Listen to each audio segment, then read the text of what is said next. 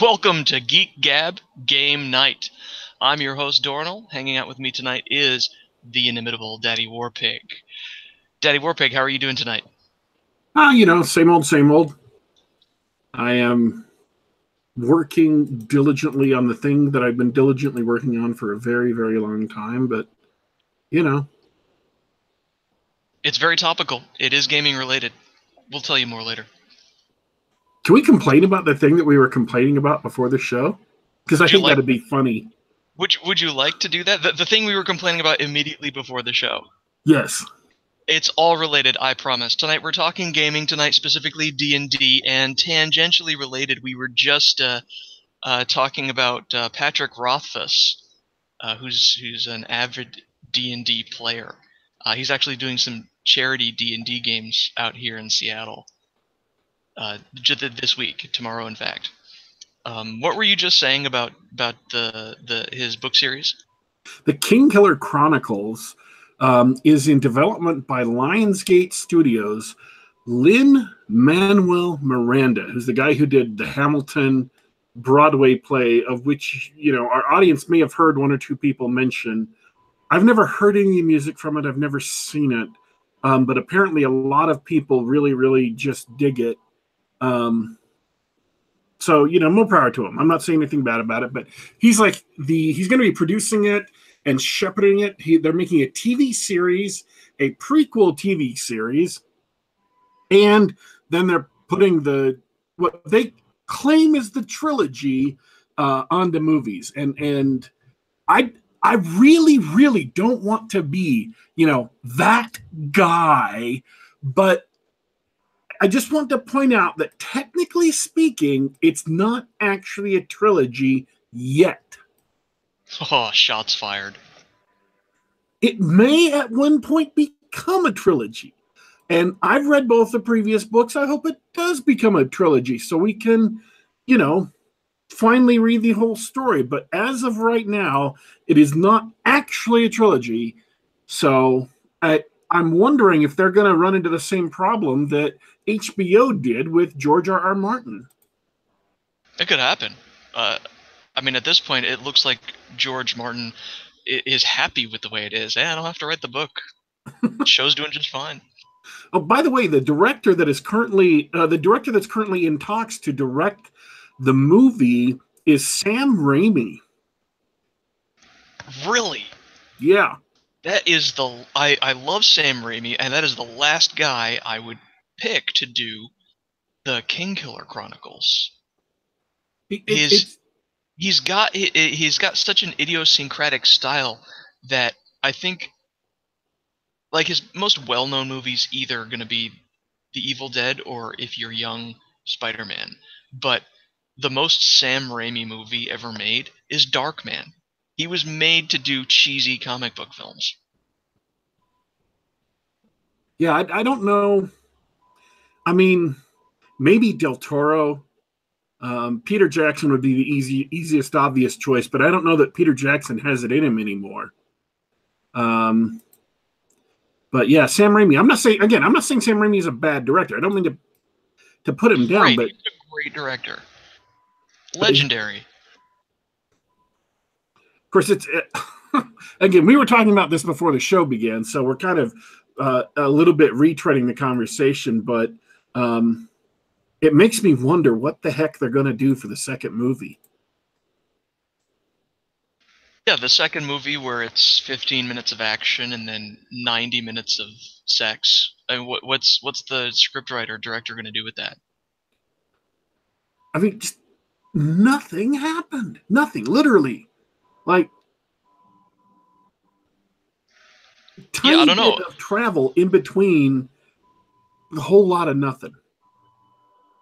Yeah, I mean, what would your gaming group say if like in the second book, The Wise Man's Fear, they went to visit this strange new culture, and all they did was just sort of hang around and have sex in this new culture and not really advance any sort of narrative or anything. It was just, this is cool, isn't it? Read about these other people. There's no action, no plot. I mean, I suppose he's trying to set up why he's such a badass by pointing out that he came to this society of ninja chicks and is absolutely incredible at ninja-ing. Um, but I really think Penny Arcade kind of nailed the second movie hard, or second book really well. Um, they just, it's exactly what you said. He sleeps with a bunch of chicks and and and that's it. And of course he sleeps with the chicks. I mean, like the legendary fairy queen who's basically the goddess of sex. That's like that. He loses his virginity to the goddess of sex. Uh, yeah, I don't see how they're going to do that movie or do that book justice as the second movie. I mean, they're gonna have to. I mean, you're gonna have to take a chainsaw to that and just hack off limbs. It'd be like yeah, like if you're gonna adapt Lord of the Rings, you to a film, to a feature film, you absolutely cut Tom Bombadil, and they did Yes. it. Yeah, like there's stuff that's it's absolutely cool stuff in the book, but if you're gonna make a film out of it, you got to be ruthless, and you have to go in with the trimmers and try and bring that down. And they're yeah, there's I don't know what they're gonna do with that. Well, and the thing is too is that take it around to role playing. You couldn't make a role playing game out of that setting right now because you have no idea where it's going, what actually happened. I mean, there's just so many questions that the third book has to answer that you just couldn't put it together. Like important questions, not small questions either, like big important questions. Like what's going on with this invasion of these strange creatures, of these demon things, and then what caused it? What exactly, what king did he kill? How do those deep super powerful guys from the dawn of time, how do they figure in to all this? What exactly is happening? And so all of those questions have to be at least answered in order to make a role-playing game of it. And if you're making a movie of this series, you either have to pray that he's going to get done with the trilogy, assuming it will eventually become a trilogy, or you have to start making it all up yourself. And given what the second book is, they may have to start doing that anyway. Yeah, maybe. The only thing I'd say about it, RPG wise, is that he has the beginnings of what could be an interesting magic system. They've got the system of sympathy, which is just sort of a background explanation for how magic works in that world. Um, it may not it may not suit everyone's palate because despite the existence of fairies and legends and things like that, it's very not unspiritual. It's not like it's not like an endless force throughout the galaxy. It's not like the gods and goddesses. It's more like a science. Like if you can think in a certain way, if you can arrange your mind in a certain way, then you can exert your will over the universe in a certain way, right? Uh, I think the best thing to do, if you're going to be adapting it for a role playing game, the best thing to do would be to, instead of adapting that setting, would be to make a setting that's heavily inspired by it. Like, do you remember Midnight? Oh, do I? I've got the book. Oh, almost within arm's reach. Midnight is a D&D 3.5 setting, and the do you want to explain it or should I? No, you explain it. Midnight's setting is inspired by the Lord of the Rings. Picture a Middle Earth in which Sauron won and the orc armies overran Middle Earth. That's the setting of Midnight. So there's an oppressive government, hordes of orcs everywhere. Your characters are going to be the the hashtag resistance of this world. You have to fight, you have to scrabble and fight for survival in a world where the enemy army won and took over your homeland. So that's a good point. That's inspired by Tolkien, taken to its grimdark conclusion.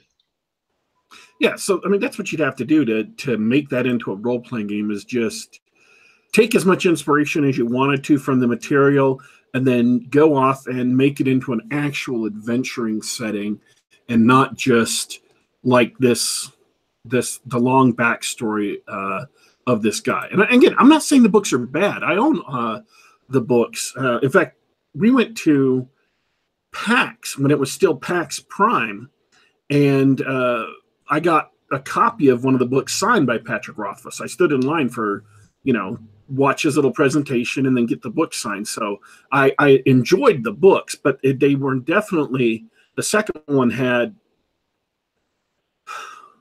the more I get into pulp, the more I realize exactly how much modern writers need the pulp aesthetic. They need that high adventure, fast paced, keep the action rolling aesthetic so that they don't get dragged down into dreary, character studies that are where nothing happens. The writing is interesting and the story is interesting because Rothfuss is such a good writer, but nothing happens in that story. And that's definitely not what you wanted to have for an adventuring role-playing game. Because an adventure role-playing game, you have to have things that happen and places for them to happen. And there's enough cool places, enough potential things that could be happening that you could make a great role-playing game out of it. It's just you'd have to take that in a different direction. Be inspired by it and not try to go get the license. Yeah, absolutely. And the thing that you have to remember is that the setting of the Name of the Wind is actually just a generic fantasy setting. It's got a wizard college. It's got ancient evils. It's got gypsies. It's got elemental forces that are commanded by magic words that cannot be comprehended by the waking mind, which, in my opinion, was the most interesting thing about the magic system. But it's a generic fantasy setting. A very Patrick Rothfuss even pointed it out himself on his blog. He said another author pointed out that I messed up and I put the trope of stew, the heroes sit down and have a hearty stew in my fantasy story, and I went, shoot.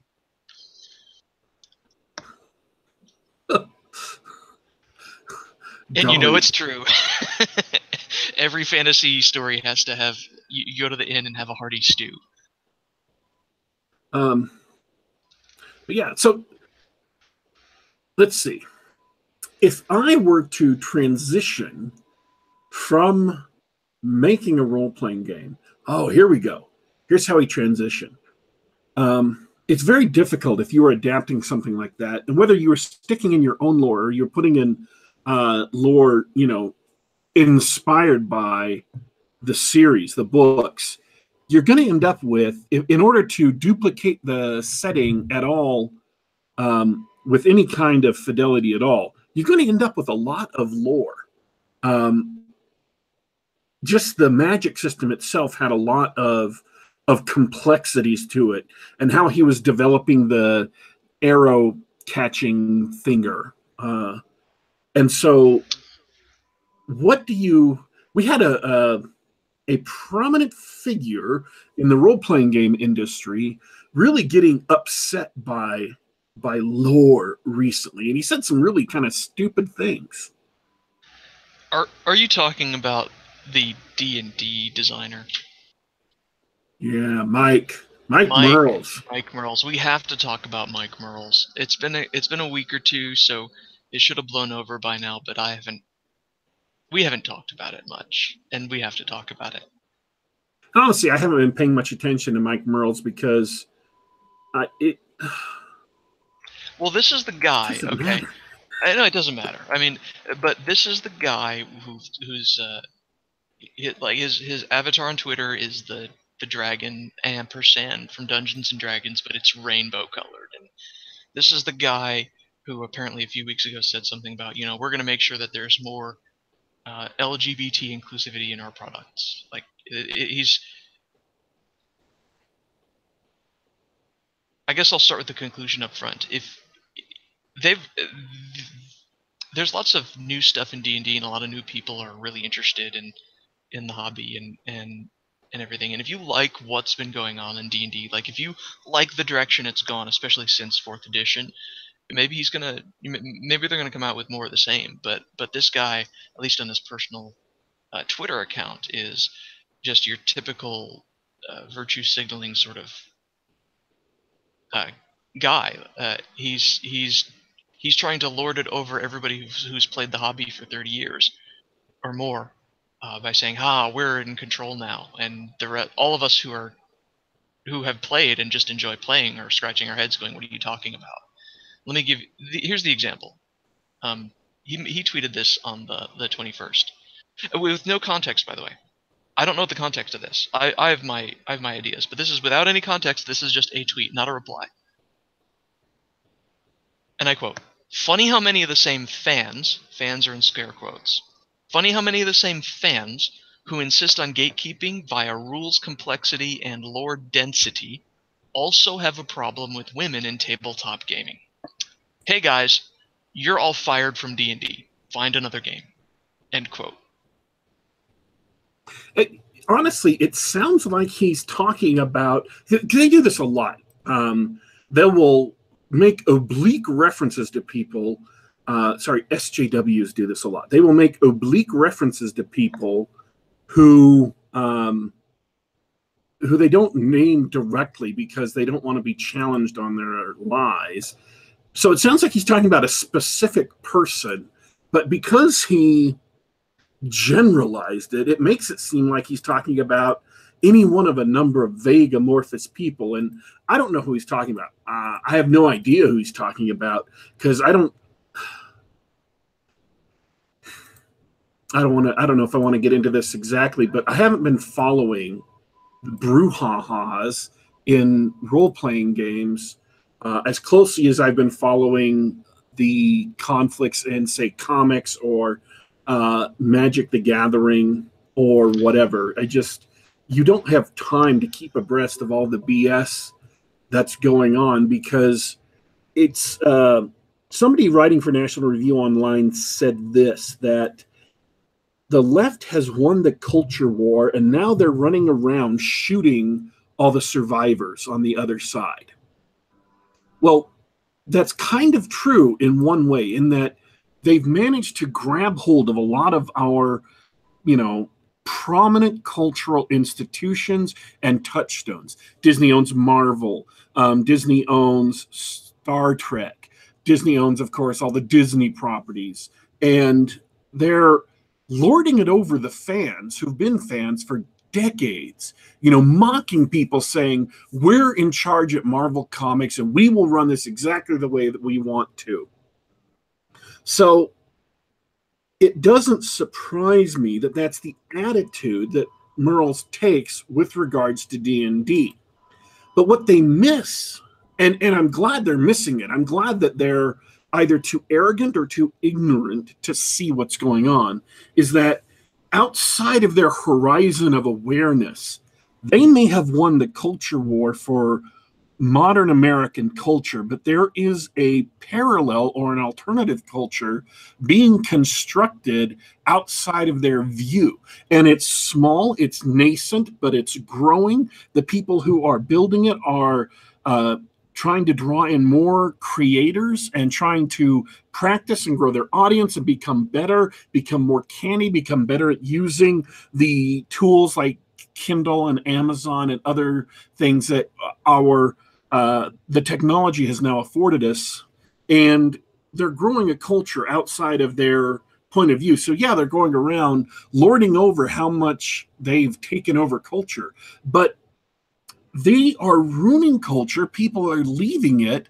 and all they're doing is sowing the seeds for an alternative culture to come along and scoop up that audience. So if Merles gets his way, if he gets his way and remakes Dungeons and Dragons in his image, remakes Dungeons and Dragons to get rid of all the dirty old fans that he loathes, all the grognards, all the people who love the original D&D, all the people who like rules and role playing and don't care about politics and don't feel the need to have political representation quotas at their table. If he does what he wants to do and drives all those people off, all they're going to do is either keep on playing the same edition of D&D that they've been playing since 1975, since 1985, since 2005, and they're going to turn to some of the new creators coming up because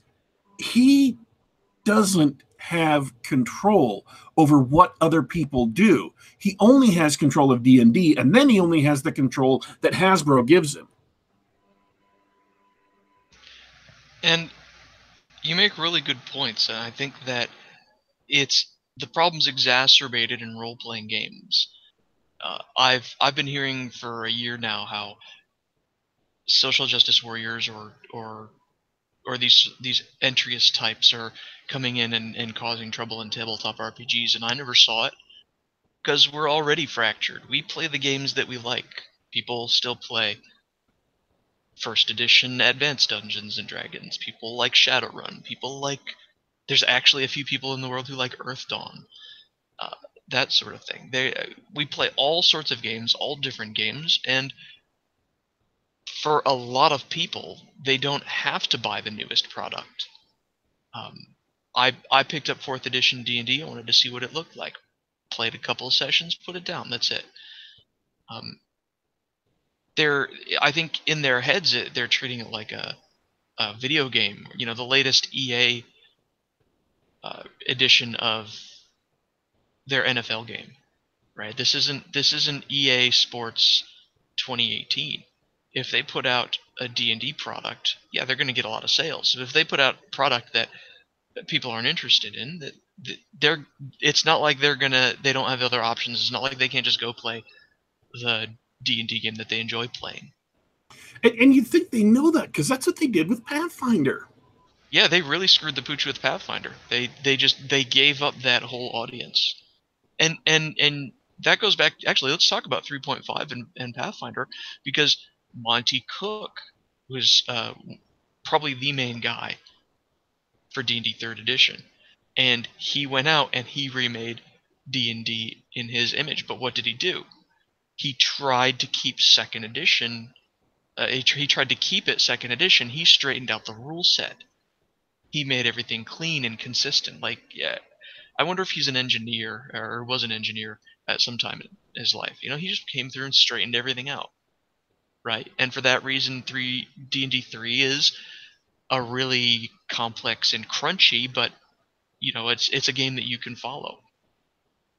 He didn't go about and trying to remake what D&D was in the same way that 4th edition was an interesting game that wasn't really Dungeons and Dragons compared to the previous game. Yeah, had it been under some other system name, it might have been, not loathed and might have been able to find a healthy audience. I don't think it would have beaten D&D 3, but it could have found its own audience and not been the hated phenomenon it became. And another thing is that I love that phrase. What was it? Horizon of awareness. Yes. We're all in a little corner of the internet. Even our show only gets a few hundred views and everything. I mean, who's he talking to? He's not talking to people who are gonna buy the product or play the game. He's talking to his friends online. He's showing off for everybody online and rubbing it in everybody's faces who might care or might not like the direction the game has gone. Maybe they have serious complaints about the design of D&D 5th edition. And it's just pure virtue signaling. That's all it's doing. Yeah, you can't as the people in the chat are correctly pointing out, especially since Ryan Dancey, people are mad at Ryan Dancey. A lot of old school D&D people got mad at Ryan Dancey because he was the person behind the open source license for D&D. They got really, really mad because they thought that the glut of products that came out for 3rd edition or 3.5 was awful. It allowed so much crap to come in. And it's also kind of based on resentment of the game mechanics changes in 3.5. But what Ryan Dancey did for D&D that will be the savior of D&D is that he made the OSR possible, the old school Renaissance possible.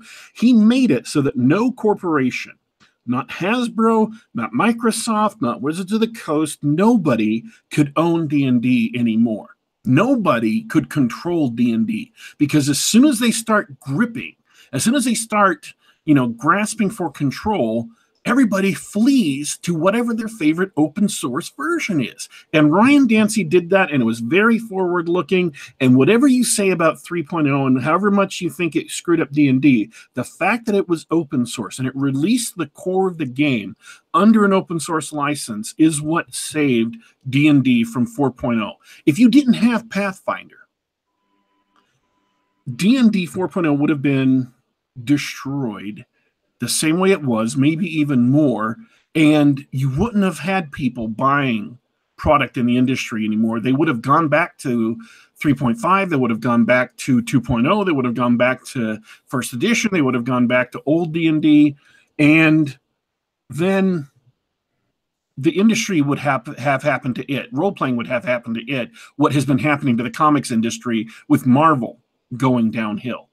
If Dungeons and Dragons flatlines and people aren't buying it anymore, then the industry, not role-playing itself, not the hobby, but the industry, the companies who make stuff, everybody takes a hit. Yeah. Ryan Dancey's on my list. He canceled my game twice. But that's all the ill I speak of him because of the OGL. I love a collectible card game called Vampire: The Eternal Struggle, and was originally printed as Jihad, and it's based on the Vampire the Masquerade role-playing game. It's an interesting game. It was created by the person who made Magic, Richard Garfield made it as his second game, and he did a couple of things with it that were interesting. I won't get into too much detail, but the two main things were land was boring, and Magic was not made for multiplayer. So he made a multiplayer game that used your life counters as resources instead of boring land cards. It's a great game. It's a fun game, but Dancy killed it at Wizards of the Coast, and White Wolf Studios reversed the licensing agreement, and they brought the game back in, I want to say 1998, and they printed it for like another 10 years, 12 years, and then after White Wolf Studios went out of business, they were bought up by CCP in Sweden, I think? No, Iceland. White Wolf is now owned by a Swedish company. Anyway, Dancy was working for CCP, and he canceled it again. So he's on my list. So very sad. So he's got a lot of check marks in the good guy column, a lot of check marks in the bad guy column. But yeah, you're absolutely right about the OGL. It was for D&D. Ultimately, it was going to happen anyway. What are you gonna do if you want to get old books that are out of print anymore? You find them on eBay, or you find a PDF where someone scanned them in, right? It was gonna happen anyway, so he made it official right there on the web. Write your own material, make money off of it. We don't care. It's great. OGL is a fantastic idea. Here's a question though about why. I mean, I agree that the OGL is great, and I love that the OSR came out of that.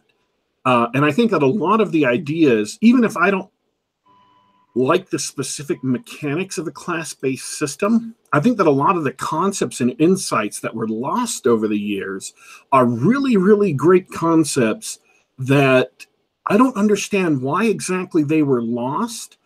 And looking at them, they're concepts that really make the game so much better. The fact that they've been lost is what I've been thinking about. All the things that bore me about most D&D campaigns, and the things that bore me about most D&D campaigns are a direct consequence of a couple of key game mechanics that just kind of fell out of the system for reasons I don't understand. I don't understand why you wouldn't want to use these mechanics as often as you could or in their correct place. Yeah, that was the most beautiful segue I've ever heard. What mechanics are we talking about, Daddy Warpig? Specifically, we're talking about reaction rolls and morale checks. Okay, let's talk about those.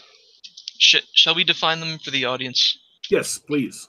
Fantastic. So I've got my handy dandy copy of Moldve Basic D&D, the red book from the red box, I believe,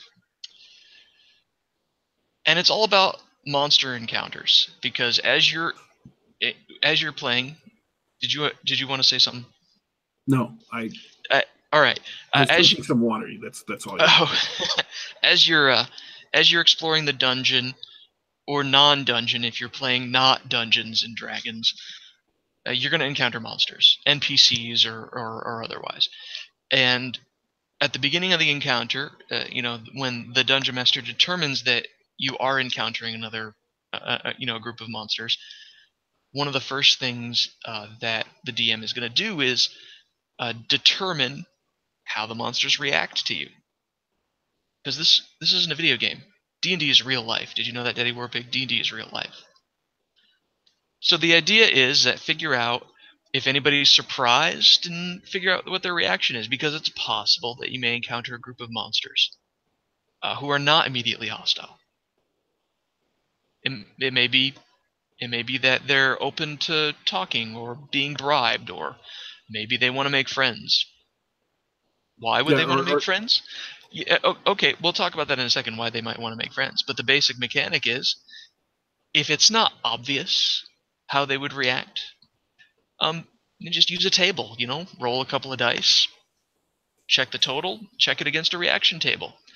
The one printed in the original book ranges from immediate attack to uncertain, all the way to enthusiastic friendship. That's it. It's just another tool for the dungeon master to determine how they react. and here's the thing. This is what bores me about D&D is you're walking along, you run across a monster, everybody rolls for initiative. And then you fight till it's dead. And then you do that again and again and again and again. Other than tactical questions, who attacks first, where we position ourselves during the attack, what spells or magic items do we use, so on and so forth. Other than tactical considerations, there is no problem solving or there is no challenge to that. There's no role playing in that kind of setup, and that is and has been since I started playing D&D. So for 30 years or 25 years, that's been the default D&D. You run into monsters, you roll initiative, you start trying to kill each other until the last person is dead. Then you get XP for the monsters that you've killed, and that's it. I love that you pointed out the tactical thing. So it's no coincidence that the recent Dungeons and Dragons games, starting with 3rd edition, and to be fair, probably 2nd edition, they become more and more tactical. It's all about how your character can affect the monsters or the battlefield. There's no coincidence at all. But what good is that, Daddy Warpig? What good is the reaction table? Don't you just want to kill the monsters anyway? The reaction table gives you an opportunity to avoid the conflict, negotiate the conflict, or make friends with a group of things and then betray them, or all and kinds of things that are other role playing options are opened up if you have a reaction table. and here's my favorite part, because I hope that we've got listeners who are used to the new superhero style of video games who want to know what this sort of thing is about, because they're probably wondering right now, what's the point of that? What's the point of mechanically determining what happens?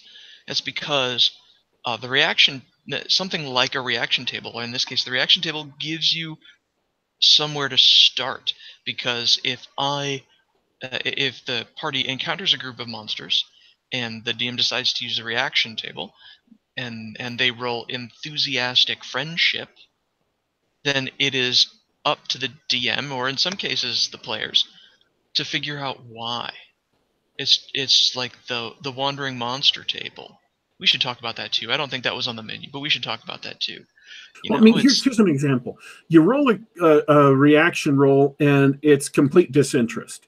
And you say, okay, this is a big beast. This is a mindless creature who's generally inimical and known for eating humans. Why does it not want to attack the party? Why is it just uninterested? Well, the DM thinks to himself, it's just had a big meal. It's had a big meal. It's stuffed. It's just trying to get back to its cave so it can sleep off the meal and digest it. And so that sets up all kinds of interesting options. If the players can deduce that, if they can figure it out, well, then they can just avoid the thing, let it go on its own way, and then trail it back to its cavern and steal the treasure without having to, fight the thing. There are all kinds of options it opens up. And that's just from one interpretation of a dice roll. And I know a lot of people really disliked Oriental Adventures, and I'm not saying that you couldn't learn this principle elsewhere.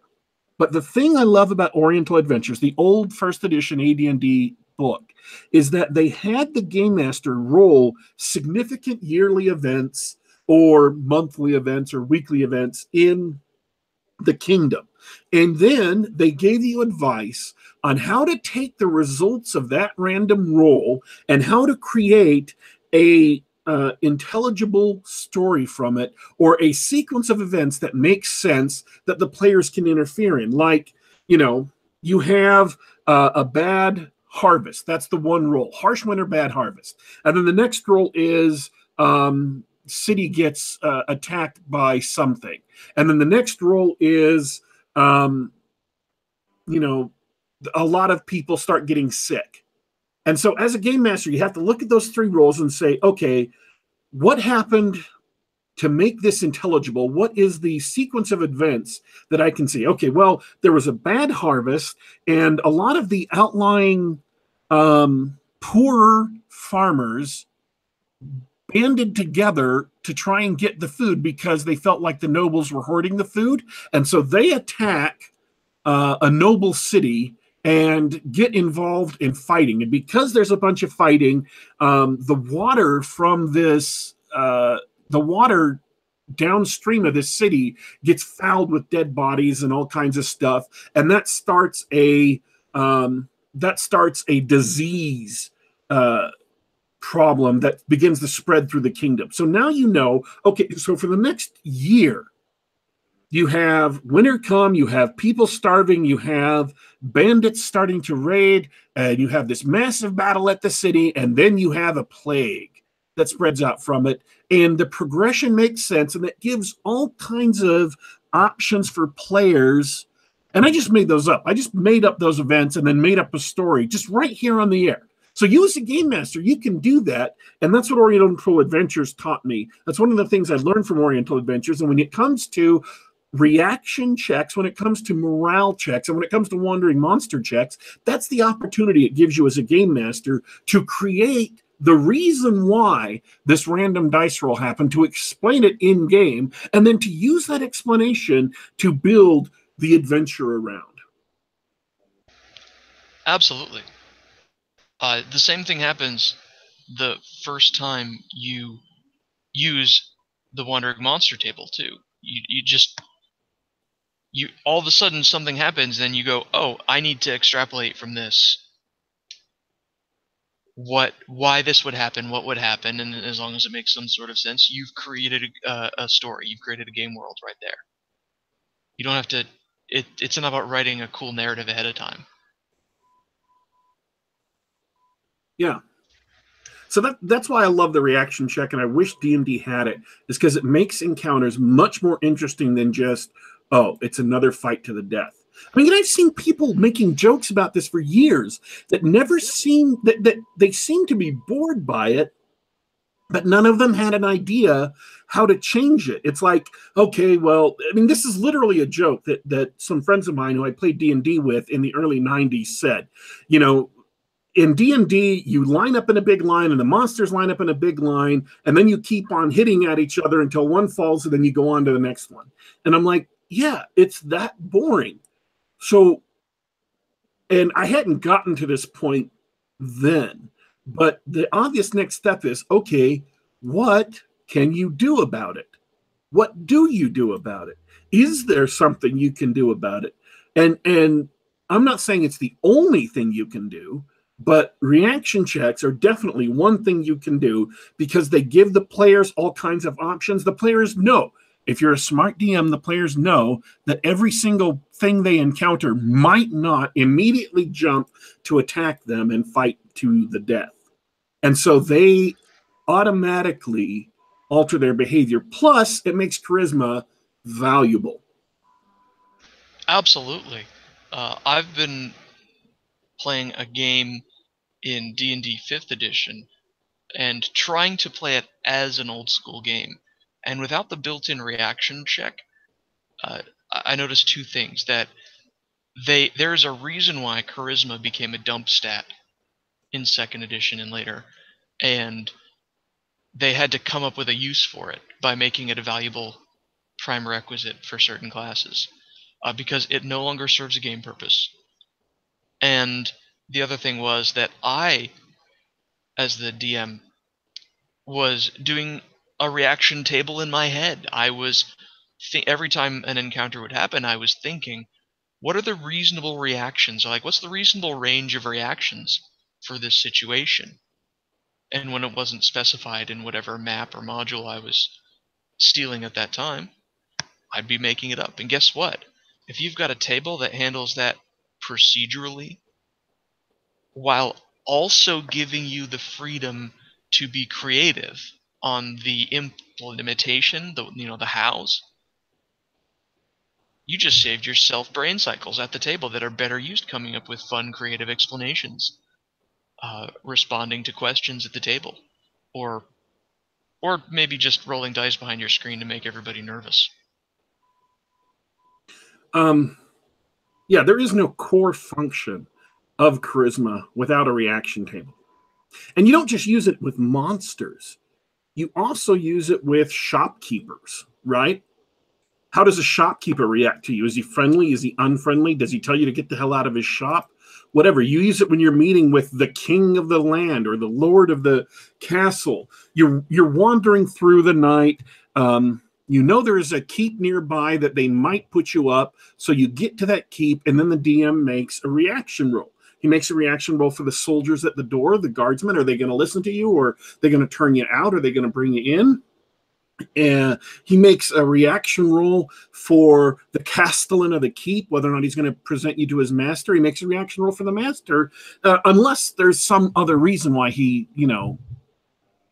has to determine that. But that gives him a guide, that gives him a place to start from to say, yes, you can spend the night here, or yes, you can spend the night here, but he expects you to do something for him or spend money, or they're going to turn you out, or they clamp you in chains and they're going to sell you for slaves.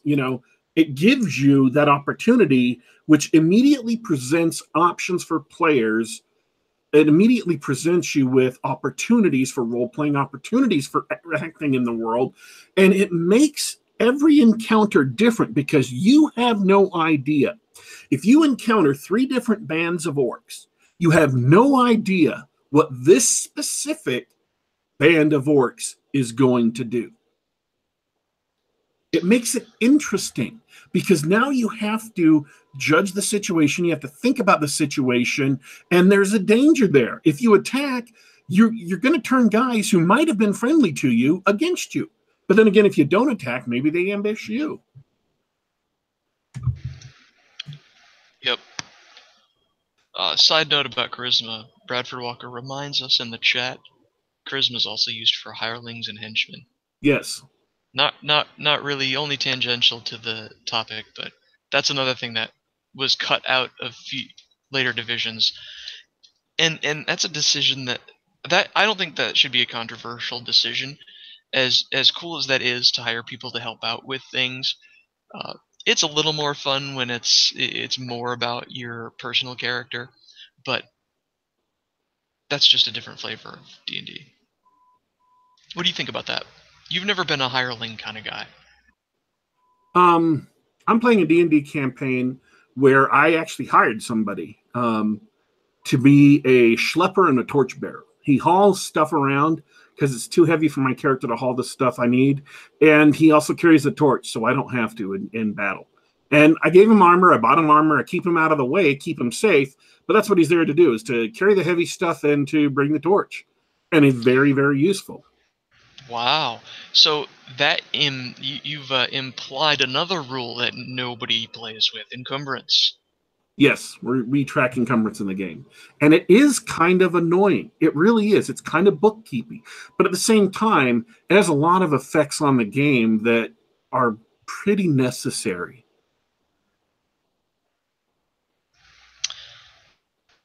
So the other thing that goes along with the reaction table that we wanted to talk about, if the encounter goes bad and you end up in a fight, there's one thing that I don't think has happened since 3rd edition, that you check at the beginning of every round of combat, is morale. Yes. How do you determine when the monsters run? Because I know how to determine when the players are going to run. It's never. Unless they're obviously outmatched. And then the only ones who don't run are the ones who are confused that the DM presented them with a monster that they could not defeat. So a morale check, as implied, is a check that each monster makes at the beginning of the round in certain situations to determine whether they should flee. The book rule in Ye Old Book, a monster needs to check if someone on their side died in combat, or if half of their group have been incapacitated, like if you knock them all out with a sleep spell. Then you need to check. So you don't have to check every round, but you check to see if you check every round, if you get my drift. And if they fail the check, then they run. And if they make the check, they stand. I've had to use my own morale check. I just do a 50-50 roll whenever a similar situation happens in my games. And it's great for a couple of reasons. For me, it generates a little more realism in the game, where they're not just experienced nodes waiting to get slaughtered. That they actually act like rational creatures, which is very important when you're doing gnolls and goblins and orcs and things. They're monsters. They're evil. They, by definition, they are not particularly virtuous. They're cowardly. It makes sense that one of his teammates is going to get ganked, and then they're going to decide it's not worth it, and they're going to run. And there's the usual adjustments to morale and it also, if players know morale is going to be a factor, and if you have a system that distinguishes different classes of soldiers, all the way from green and shaky, basically a farmer who was given a spear and stuck in a line, all the way up to the elite guard of the empire that stretches across 1,000,000 miles. Obviously, I'm being sarcastic there, but there are people who will fight to the absolute death that are fanatics. And you want to approach that situation differently than if you were facing a squad of, 10 to 15-year-old boys who have been given spears or slings and sent out to hold the flank of an army. If you're facing people who are really, really shaky, then doing something to scare them might drive them away before you've even had to fight. Setting a fire, screaming at them, throwing some of those explosive what have yous from 3rd edition alchemists. You can scare them and drive them away, and then you've defeated that encounter without having to do anything. Kind of tough. If they're going to stick to it, you might be more inclined to negotiate, because you know that they're not going to break easily, and it's going to be a slog, and there's a good chance that you'll get killed. I'm assuming, for the sake of argument, these are monsters or creatures or whatever that are about comparable level to you in power. And if they're absolute fanatics, that they will fight to the last, and so you better bring your A game in terms of tactics, and for the love of crying out loud, make sure to ambush them so you can kill as many as you can before they get a chance to attack back. Knowing that there is such a thing as morale, and knowing that creatures are going to break off, means you adjust your tactics. Immediately, it provides the players with problems to solve, with approaches to master, with things to try that every fight being a fight to the death doesn't give them. Plus, it makes fights not last as long as they do, which means they're tedious. And you can bring the fight to a quicker conclusion other than just killing. You can do things to bring the fight to a quicker conclusion, because long drawn out bats to the death get really, really tedious and they last a long time. But fights where you can be clever, fights where you can be scary, fights where you can try different things that the enemy hasn't, you can bring those to a close quicker, and the combats go quicker, and you can get on with doing other things. Because I have a lot of trouble with D&D games that the only interesting part of the game is the combat, and the combat itself, because of no reaction check and no morale checks, isn't that interesting. That's a terrible game. Awful game to be in. And game masters, if just with the introduction of reaction checks and morale checks, immediately are forced or prodded to do things that make the game more interesting. And it is the effects that those two rules have are so pervasive and are so positive that I am befuddled as to why people didn't use them, when nobody noticed those rules and used those rules, and why they dropped out of D&D entirely. And I don't know of any, at least the major systems I've played, don't really have those kinds of rules. GURPS might. I can't make a definitive statement because GURPS has so many rules that I don't know all of them. I'm not a GURPS player. So GURPS might have it. I don't want to talk smack about GURPS. But I don't remember rules like that being in Shadowrun, unless I just missed them. Maybe someone in the chat can set me straight. Yeah, I'm not aware of any similar rules in Shadowrun. But I know why the rules were dropped.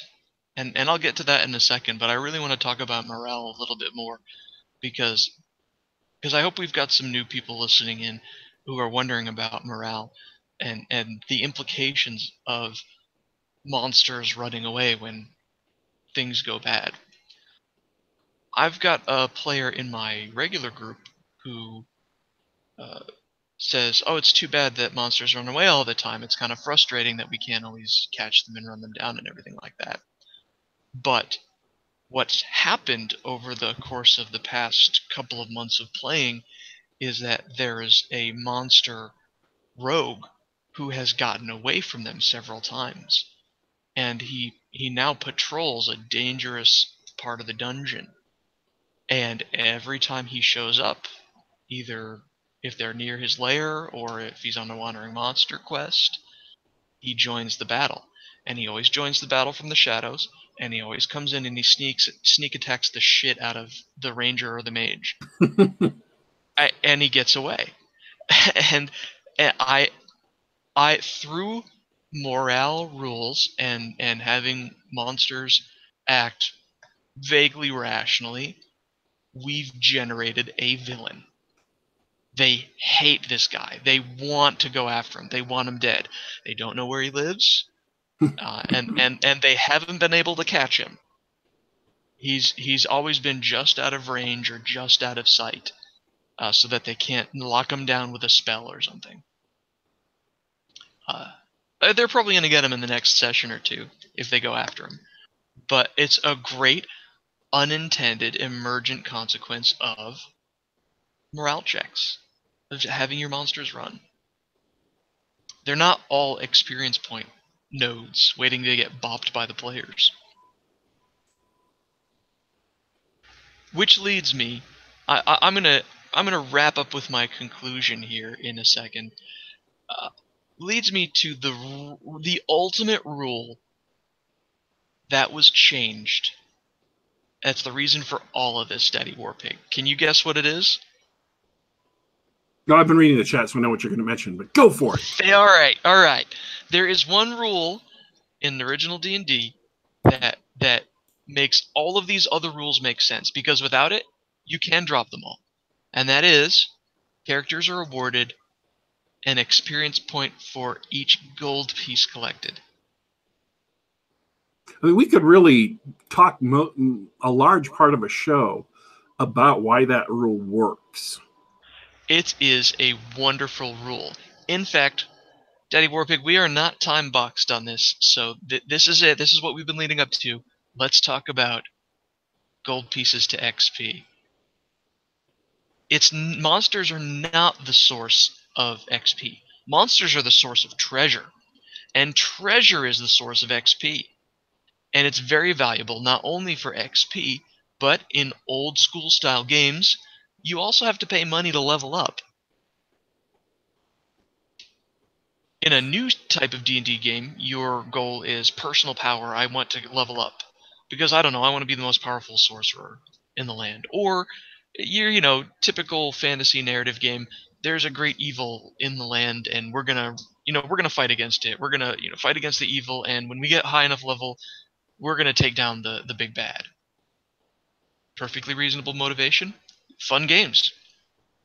But original D&D, it was about scrapping for treasure. Maybe you're a cleric who wants to build a grand temple to the glory of his god and start his own following of people. You need funds for that. A fighter wants to build a castle and rule over his own. He wants his own duchy or something. That sort of thing. Treasure is the way to get experience points. It's the way to get what each character wants. And we were talking about this because, again, the reason why we scheduled this show is because we got involved in a conversation about these specific rules. And then I, halfway through the conversation or 3/4 of the way through, I said, well, we should do a show on these, to talk about them. But we did talk about XP for gold. And the point I tried to make, why I think the rule works, is because the assumption is, as a game master, the difficulty that you have to go through to earn the gold, the challenge you have to overcome to earn the gold, is commensurate with the value of the gold you get. So the assumption is, in general, as a general rule, not every single time, but as a general rule, if an encounter is tough to get through, it's probably because it's a very difficult monster who has a lot of treasure. If it's easy, it's probably because it's a very easy monster that has a very little treasure. So you are rewarded in direct proportion to how difficult it is to go through that encounter to defeat that monster. But, and this is the key, this is the important part, you don't adjust the XP reward based on how difficult it was at this point for the players. If they came up with clever ideas, and because those clever ideas, the encounter, this particular encounter, just happened to be pretty easy for them, you don't give them less treasure and you don't give them less XP because they've done what they're supposed to be doing, which is thinking their way out of the problem.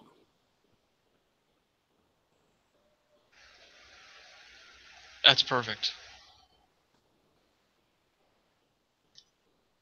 That's absolutely right. You stunned me into silence. Yeah, it's like that's your reward. It's this really happened in the D&D game I'm playing in right now. I'm playing a thief. We're playing using 5th edition rules, which I've never played before. So I don't know anything about 5th edition, but I knew I wanted to focus on, one of the things I wanted to focus on was trap stuff and also stealth. So I did everything I could to max out my stealth. My character is a tomb raider, a tomb robber.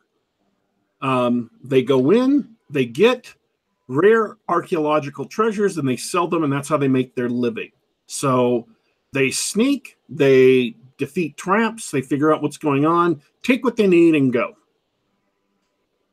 So obviously they have, knowledge arcana or whatever, so they can tell what this stuff is. Knowledge history, so they know what the lore is and where to find places like this, whatever. But this is the challenge we had. There was one particular gnome who was causing a lot of ruckus in the area who had a 10,000 gold piece bounty on their heads. Now, I should know our game master is not using GP for XP, so that wasn't a consideration. But the fact is we needed money bad. So we come up, they've got a group of allies who are an entire orc tribe who is camped out in this big valley. And there's 4 of us and like 150 orcs. And so we're all staring around at this, wondering how we're going to get in and get to this gnome and get out without getting killed, without getting stomped. So I turned to everybody else. I dropped my pack. I dropped my extra gear and said, I'm sneaking in. Probably at some point I'll get in trouble. If I get in trouble, then rush in and get me out. But if I don't get in trouble, I'm just going to go in, kill the gnome, and get out. So I expected there to be some kind of problem, but there wasn't. I just got lucky that all of the perception checks the orcs made were so low they couldn't beat my stealth. I snuck in, I killed the gnome, I left, taking their backpacking gear with whatever treasure they had, and we went back to the city and we turned in our bounty. And the game master was just floored, absolutely flabbergasted, because like me, he expected that whole thing to start to go sideways at some point, but it didn't. like the legendary Shadowrun mission that actually goes off as planned. Yes. Never happened before. But that's the thing. And the reason I say that story is not to bore people with tales of our campaign or to brag about it. It is an example of where we did something different just because we wanted to get around this obstacle rather than going through it. Lateral thinking. And that's what gold pieces, earning XP for gold pieces, that's one of the things it encourages is lateral thinking. Because you just want to get the treasure and leave. You don't want to necessarily play metal sword patty cake with a monster for the next 2 hours of playtime. Yeah, I've got a couple of examples that illustrate a couple of different points similar to that. The first one is a pickup game of Pathfinder I played where it was a very simple module because the Pathfinder Society is sort of like playing Looking for Group in World of Warcraft. Really simple, easy scenarios, some fights, and it's over. And the end boss, so to speak, was some undead sorcerer. And one of the players was playing a grapple monk. And this is a Pathfinder, so it's basically D&D 3rd edition. And as soon as we spot the guy, the monk runs up and grapples the sorcerer. End of module. Yeah. In a game where you're there to grab the treasure, everybody cheers. In a game where you're just hanging around with some friends and gonna slaughter some monsters and finish the scenario, when you get to the big boss and he gets one shot by a grapple, unable to cast spells, that's really boring and anticlimactic. It's the opposite of what you experienced when you successfully assassinated the gnome. So, in that sense, changing the goal of the game changes what's enjoyable about the game. Where in that scenario, a 4th or 5th edition style tactical slog where you had to wisely use the terrain to avoid the sorcerer's spells so that you could close in on him and beat him up, that would have been more interesting, right, than the monk grapples him. Another thing that happened. Do you have a comment first? No. I've got a couple of examples from the game that I run that illustrate the effects of these motivations. Is when I really understood the gold piece rule. They adventurers had cleared a lot of the dungeon, and there was a room full of gems, statues that had gems in them, like in the eyes and so on. And it was a very difficult guardian. It was so difficult, the only way they could defeat it was to kite it out of the dungeon and then thunderbolt it to death. I'm not kidding you. That we needed a call lightning spell. Anyway, it was great. The point being is that they cleared that room's guardian, and then that was the end of the night. And they didn't go back to that room for months. There's like a month later, we're talking online in our chat room in Skype, and they're talking about what they want to do that session, and someone points out, hey, we can go to that room with the statues and get the gems, and most of the other people are like, no, we want to go to the palace, we want to fight the gnolls, we want to, and everything like that. And that's when it hit me. There's an empty room, free of guardians, minus anybody who might have moved in the intervening weeks, full of treasure, with zero risk, right? Yep. Zero risk, treasure's waiting there, just, you've already woken the guardian and destroyed it, you might as well go in and get your treasure. They didn't care, because it wasn't a reward. In 5th edition, there's nothing to spend your money on. Experience is gained by defeating monsters. They wanted to go where they could risk their lives, and they wanted to raid the home of all the gnolls and the minotaurs. They'd rather do that than get free money. As soon as I realized that, at the beginning of that next session, I said, okay, everybody, from now until the end of the campaign, I'm awarding 1 XP per GP. Guess what they did that night? They looted those statues. That's when I really truly understood why that rule existed. And as soon as you light up that light, it lights up all the other rules. Where you go, oh, that's why we don't do encumbrance anymore. That's why we don't bother with morale anymore. That's why we don't bother with reaction rolls and charisma anymore. It's because the goal of the game changed. The motivation for the players and the characters changed. Oh, because if monsters run away and they're your XP, players get mad because they've just been cheated out of XP. And a good dungeon master will award full XP for the encounter, even if some of the monsters ran. But it still makes them want to go to where the monsters are instead of go to where the treasure is. And after spending, and believe me, my players had complained about not getting enough treasure for like a year and a half, because in the upper levels of the dungeon, they've been cleaned out a few times. There's not a lot of treasure there. That when they finally worked their way, and they earned their way deeper into the dungeon, and they finally got to the treasure, they didn't want it. So 5th edition doesn't have stuff you spend treasure on? Not as such. Training costing money is just listed as an optional rule. They don't have a complicated, or I should say complex, magic item economy the same way 3rd edition did. So gold, and of course, players become ever since 3rd edition, player characters become gods unto themselves at level 20. So there's no long-term financial planning or goals, right? It's just like all D&D games since 3rd edition, where the only thing that matters is your character's personal power. And so no, there isn't anything to spend your money on. I mean, there are optional rules about if you wanted to build a building and so on and so forth, but if memory serves me, those are presented as primary things you could do in AD&D. You say, you know what, a fighter at level 7 or 9 or whatever gets leadership, they can recruit followers, and they're allowed to build a stronghold.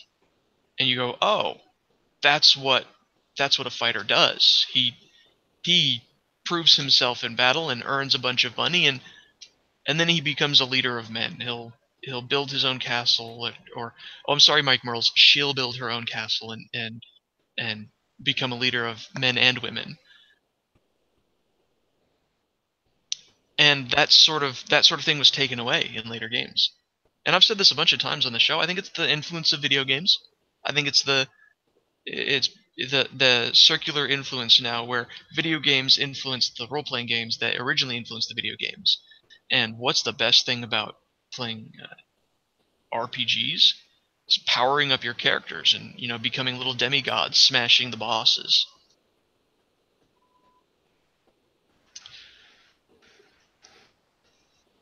You can easily solve that problem in 5th edition, but I hope someone listens who is dealing with that right now and realizes, oh, that's something I could put into my game. That I can encourage my players to sort of think about the future, not what stat they're going to increase at next level or what spells they're going to pick out, but what's my character doing this for? What can I, why am I doing all these missions? Why am I raiding all these castles? And once you do that, all these other rules come online.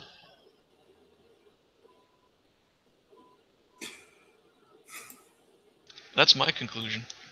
So the reason why reaction rolls and morale checks got dropped is because of they also dropped the GP as XP rule. Was that your thesis? That was it. I believe that the shift in the purpose of the game, the motivation for the players and the player characters changed. And as a result, those rules weren't necessary or useful. If you don't care about how much gold you make it back to town with, encumbrance stops being interesting. Morale checks are slightly different. I think morale checks belong no matter what morale checks just make for a better game. But reaction tables, charisma checks, actually wanting to use stealth for something besides getting a surprise round, that sort of thing. Character ideas and builds and spells that don't involve min-maxing your tactical effectiveness on the battlefield. Which is why you lost all those rules about encounters and non-combat interactions, and you gained all this interesting sort of crunchy tactical games that you get in Pathfinder and 4th edition and 5th edition. Because that's what the game became. That's what it's about now. So yeah, I think that is the one rule. If if you do that to your game, it changes everything. It changes how you want to run the game. It changes how the people want to play the game. And I think that whether the rule was dropped because they wanted to change the motivations, or the people playing second, third edition didn't have that motivation and just played it like that from the beginning. I mean, who knows which came first? But yeah, it may have been the people that were developing second edition just dropped that stuff or didn't give it the emphasis it needed because they did not understand why it was there. Yeah, and which is the same thing for me, because you know what? Up until the OSR, I didn't understand. I was angry at encumbrance and Vancy and spell casting and everything. I mean, I was a teenager. I was enjoying second edition, but the vestigial rules from AD&D that supported that sort of gameplay didn't support the type of game I learned, and it didn't support the type of game my friends and I played.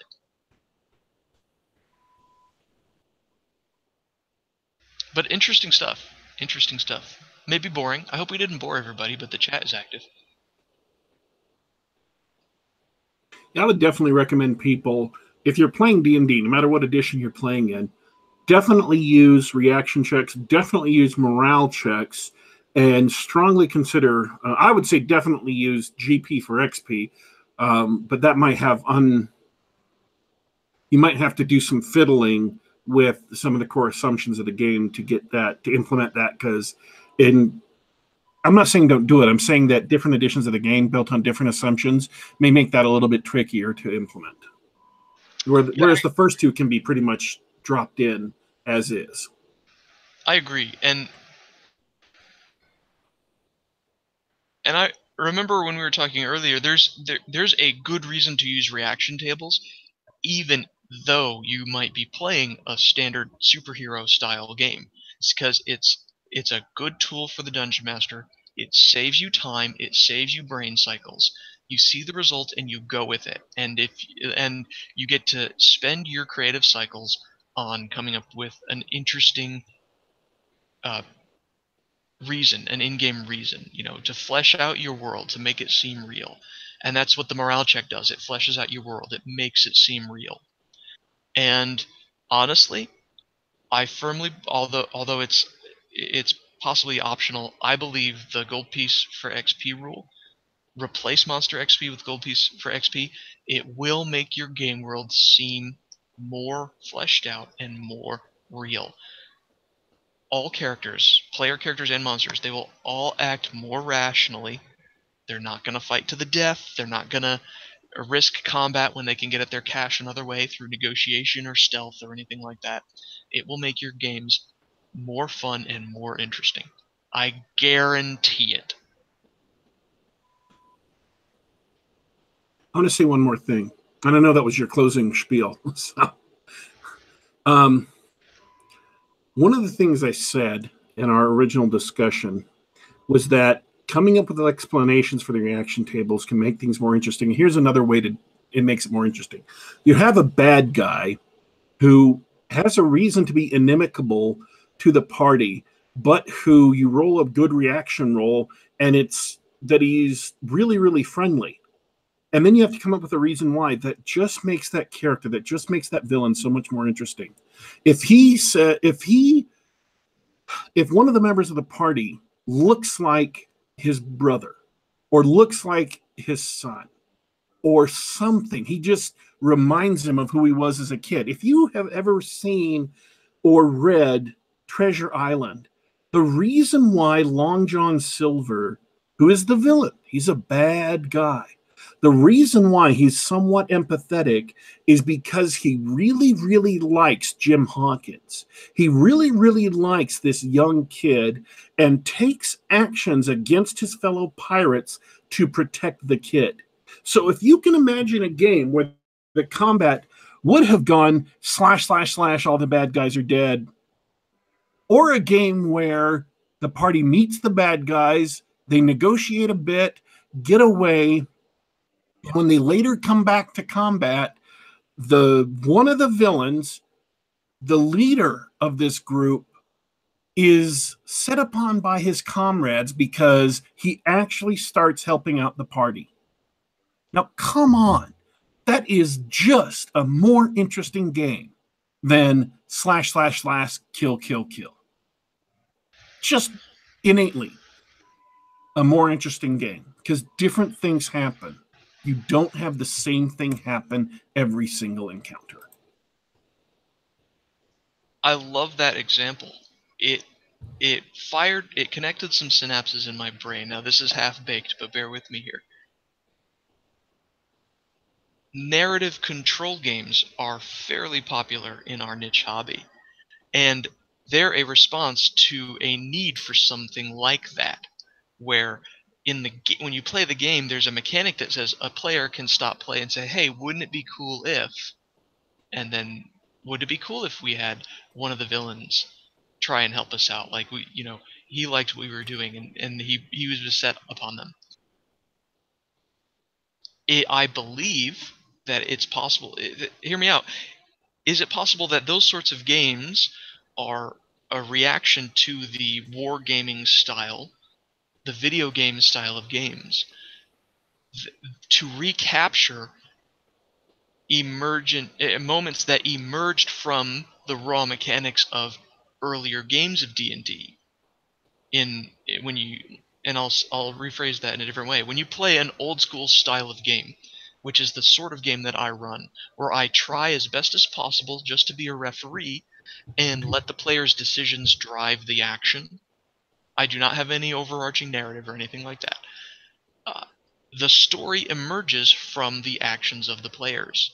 In a typical convention style game or Pathfinder Path, you've got a story and the players sort of like theme park ride. They go along for the story and Yeah. things happen. And narrative control games are way better than a theme park ride because then the players get to have fun telling a story together. That can be a lot of fun. It's not my cup of tea, but that can be a lot of fun. But if you the beauty of having the right dungeon master or the game master and having the right set of rules in place, that sort of thing that narrative gamers look to achieve can actually emerge from just the results of applying common sense to a few dice rolls, a few table checks. What do you think? I think that if you can make the game more interesting with implementing one single rule, the reaction check, and then taking action on it, actually implement it in your game. Don't just add the rule in, but actually use the rule. And if you have to, get some advice from people, see how it's being used. There's a lot of OSR discussions on the net, and you can find discussions of that rule. If you can make the game more interesting doing that, that is far, far superior than making the game revamping it so it's no longer a role-playing game. That is a far superior solution because it makes the game better and more robust rather than completely removing the basis for the game. More to think on. Well, at this point, I think we have gone into rambling, but that was really interesting. Is there anything else you want to say before we close it up? Nope. Awesome. Well, thanks for joining me. That was a lot of fun. Talked a lot more than I thought we would about just a few simple rules.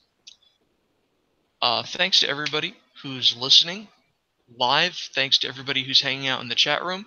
I appreciate you hanging out with us tonight. This has been Geek Gab Game Night, talking about D&D on Thursday, February 1st, 2018. If you liked what you heard, check us out on SoundCloud, on YouTube at youtube.com/geekgab. Just about any other place where you can find podcasts, you can find us. Just search for Geek Gab. We also have a regular show just called the Geek Gab or Geek Gab Prime that happens on most Saturdays. So check us out then. We have all sorts of discussions on pop culture, be it books, movies, television, what have you. once again, I'm your host, Dorrinal. Daddy Warpig, thanks for joining us. Good night to everybody, and game